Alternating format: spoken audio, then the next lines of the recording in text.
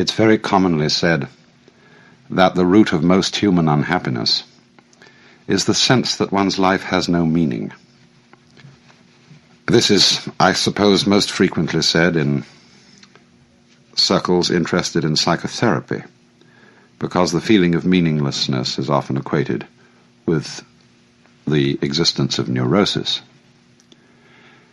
And so many activities into which one is encouraged to enter, philosophies one is encouraged to believe, and religions one is encouraged to join, are commended on the basis of the fact that they give life a meaning. And I think it's very fascinating to think out what this idea itself means, or what it is intended when it's said that life has to have a purpose. I remember so well as a child listening to sermons in church, in which the preacher would constantly refer to God's purpose for you and for me, and I could never make out what it was, because when questioned about this, the reverend gentleman seemed to be evasive. What is the purpose of God for the world? We used to sing a hymn, too. God is working his purpose out as year succeeds to year. And the nearest clue one got to it was in the sort of refrain of the hymn. Nearer and nearer draws the time that shall surely be, when the earth shall be filled with the glory of God as the waters cover the sea. And, of course, that raises the question, what is the glory of God? Well, now, it's pretty obvious, I think, that when we talk about life having or not having a meaning, we're not using quite the ordinary sense of the word meaning as the attribute of a sign. We're not saying, are we, that we expect this natural universe to behave as if it were a collection of words, signifying something other than themselves. It isn't a point of view which would reduce our lives and the world merely to the status of signs. And it's obviously in some different sense than that that Goethe wrote his famous lines at the end of Faust, Alles Vergänglicher ist nur ein Gleichnis.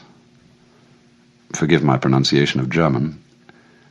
All that is mortal, or all that is perishable, is but a symbol. And so, a symbol of what? What do we want to feel? What would satisfy us as being the meaning behind this world? It's so often, you know, that we don't follow our ideas and our desires through. Most of the things that we want very fervently are things that we've only half glimpsed.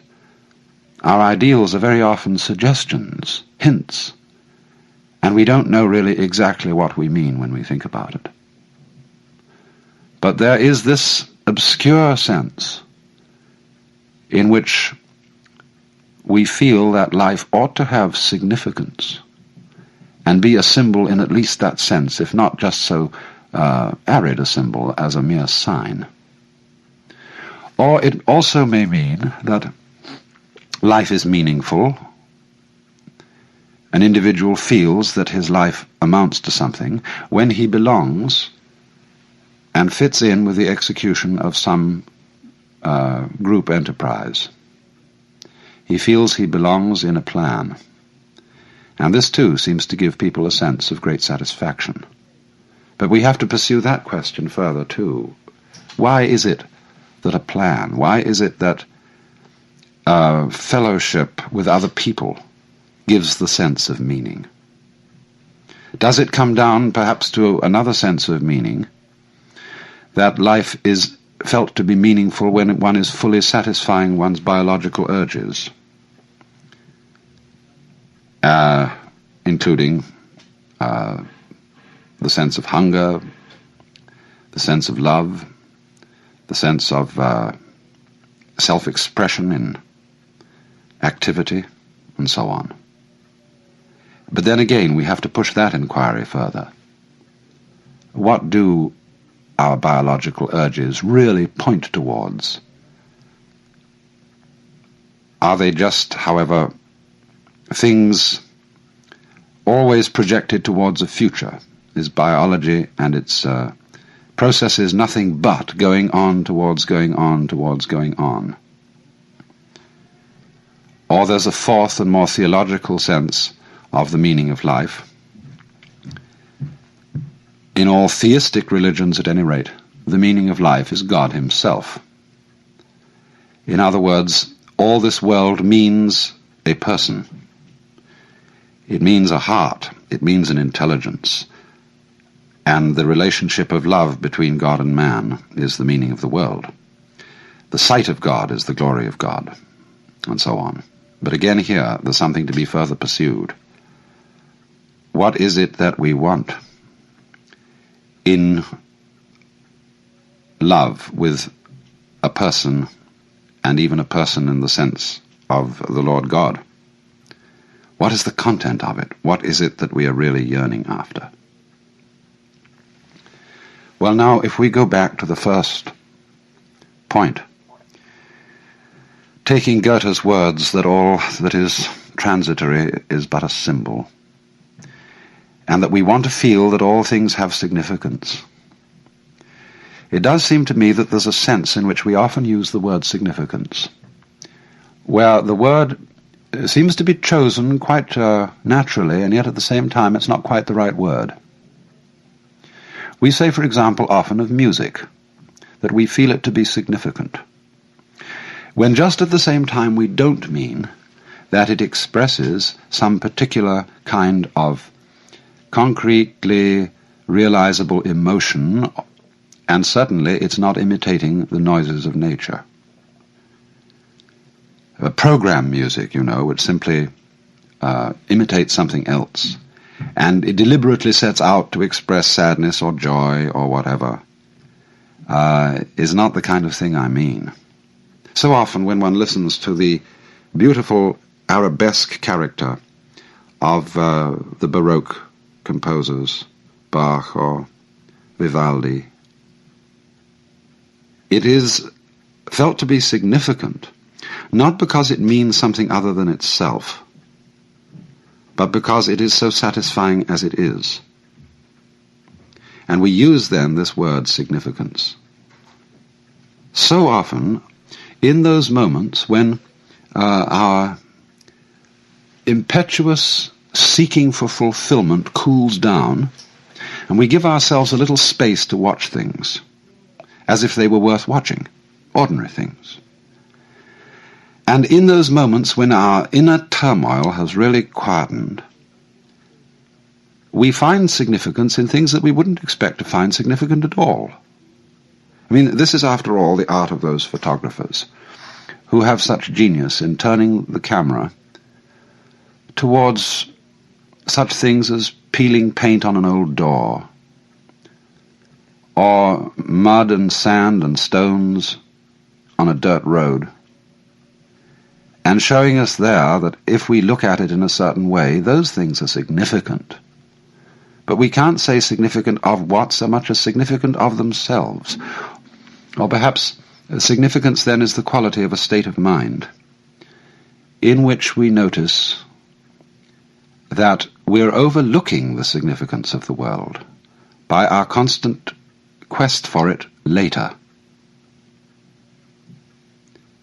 All this language is, of course, quite naturally vague and imprecise, because I think the wrong word is used. And yet not entirely the wrong word, because, as I said, it comes so naturally to us. It was Clive Bell, the great aesthetician, who wanted to say that all the characteristic of art, especially the characteristic of aesthetic success in painting, was the creation of significant form. Again, a very vague, imprecise expression. But it certainly is an attribute, not only of those moments in which we are tranquil inside, but also of moments of deep spiritual experience, of what would be called moksha, or release in Hinduism, or satori in Zen. that in those moments the significance of the world seems to be the world, seems to be what is going on now. And we don't look any further. The scheme of things seems to justify itself at every moment of its unfoldment. I pointed out that this was particularly a characteristic of music. It's also a characteristic of dancing. And in the sensation of belonging with one's fellow men, in the carrying out of some significant pattern of life, which I mentioned as a second sense of the world being meaningful. Again, the character of this feeling is, again, something that is fulfilled in itself. To dance is not to be going anywhere. When we dance in the ballroom, we don't have a destination, we're just going round the room. And it's in doing this, it's in executing the pattern, in singing the music with other people, that even though this doesn't point to anything outside itself, we again get the sense of meaning. And this is also obviously the case so often in the satisfaction of the biological urges. Does one live to eat or eat to live?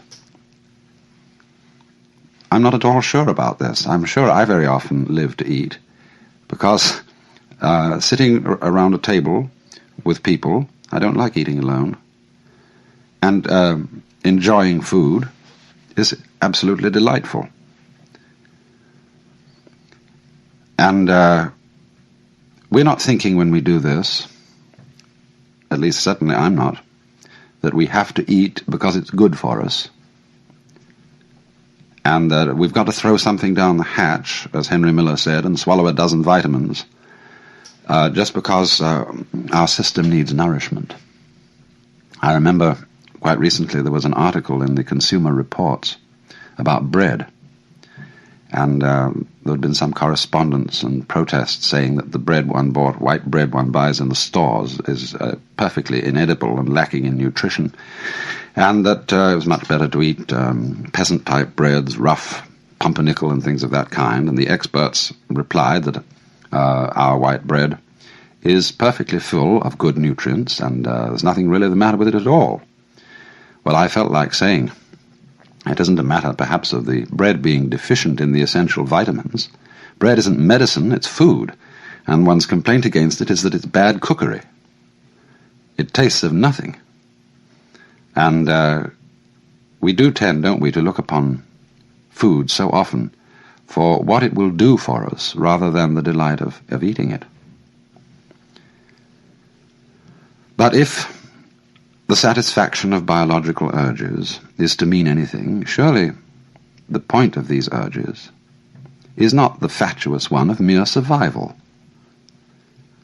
of, we might say, the point of the individual is simply that he contributes to the welfare of the race. And the point of the race is that it reproduces itself, to reproduce itself, to reproduce itself, and keep going. Now that isn't really a point at all. That's just fatuous. Surely the race keeps going because going is great, because it's fun. And if it isn't, and never will be, then there's no point, obviously, in going. I mean, looking at it from the most hedonistic standpoint. But then when we come to the question, what is fun? What is the joy of it? Again, we come down to something that can't very well be explained in the ordinary language of meaning, of leading to something else. And this, I think, becomes preeminently true if we think of it in theological language, that the meaning of life is God. In any of the theistic religions, what is God doing? What is the meaning of God? Why does he create the universe? What is the content of the love of God for his creation? Well, there's the frank answer of the Hindus that the Godhead manifests the world because of lila, which is the Sanskrit word for play. And this is likewise said in the Hebrew scriptures, or the Christian Old Testament, in the book of Proverbs, where there is a marvelous speech by the divine wisdom, Sophia, which, in describing the function of the divine wisdom in the creation of the world, in other words, is a manifestation of the wisdom of God, wisdom uses the phrase that in producing men and animals and all the creatures of the earth, wisdom is playing. And it was the delight of wisdom to play before the presence of God. And when it is likewise said in the scriptures that the Lord God created the world for his pleasure, this again means, in a sense, for play. And certainly this seems to be what the angels in heaven are doing according to the traditional symbolic descriptions of heaven. They are ringed around the presence of the Almighty, calling out, Alleluia, Alleluia, Alleluia, through all eternity. Well, Alleluia may have meant something originally, but as it's used now, it doesn't mean anything except, well, in our own slang, whoopee. It's an exclamation of nonsensical delight. And it was Dante in the Paradiso who described the song of the angels as the laughter of the universe. And this sense of nonsense as the theme of the divine activity comes out also very strongly in the book of Job. I always think that the book of Job is the most profound book in the whole Bible, Old Testament and New Testament. Because here is the problem of the man, the righteous man, who has suffered. And all his friends try to rationalize it and say, well, you must have suffered because you really had a secret sin after all and deserve the punishment of God, or because rationalize it somehow. And when they've had their say, the Lord God appears on the scene and says, who is this that darkeneth counsel with words without knowledge? And then proceeds to ask Job and his friends a series of absolutely unanswerable conundrums, pointing out all the apparent irrationality and nonsense of his creation. Why, for example, he said, do I send rain upon the desert where no man is? Most commentators on the book of Job end with the remark that, well, this poses the problem of suffering and the problem of evil, but doesn't really answer it. And yet in the end himself, Job seems to be satisfied. He somehow surrenders to the apparent unreasonableness of the Lord God. And this is not, I think, because Job is beaten down and that he's unduly impressed with the royal, monarchical, and paternalistic authority of the deity and doesn't dare to answer back. He realizes that somehow these very questions are the answer. I think of all the commentators on the book of Job, the person who came closest to this point was old G.K. Chesterton. He once made the glorious remark that it is one thing to look with amazement at a gorgon or a griffin, a creature who doesn't exist, but quite another thing to look at a hippopotamus, a creature who does exist and looks as if he doesn't. In other words, that all this strange world, with its weird forms, like hippopotami, and when you look at them from a certain point of view, stones and trees and water and clouds and stars, when you look at them from a certain point of view and don't take them for granted, they're as weird as any hippopotamus, or any imagination of fabulous beasts of gorgons and griffins and things like that. They are just plain improbable. And it is in this sense, I think, that they are the Alleluia as it were, the nonsense song. Why do we love nonsense? Why do we love Lewis Carroll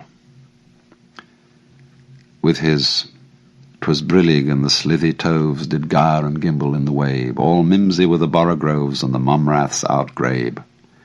Why is it that all those old English songs are full of Fal-de-riddle Ido and Hey Nonny Nonny and all those babbling choruses? Why is it that when we get hep with jazz, we just go booty booty boopty boo and so on and enjoy ourselves swinging it?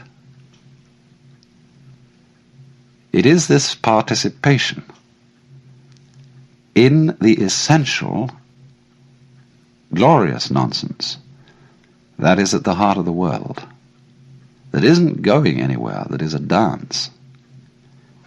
But it seems that only in moments of unusual insight and illumination that we get the point of this, and find that thus the true meaning of life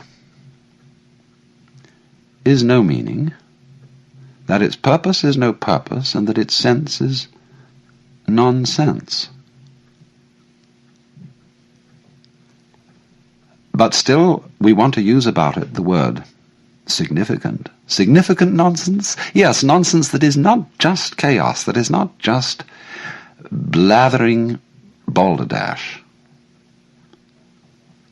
but that has in it rhythm, fascinating complexity, a kind of artistry.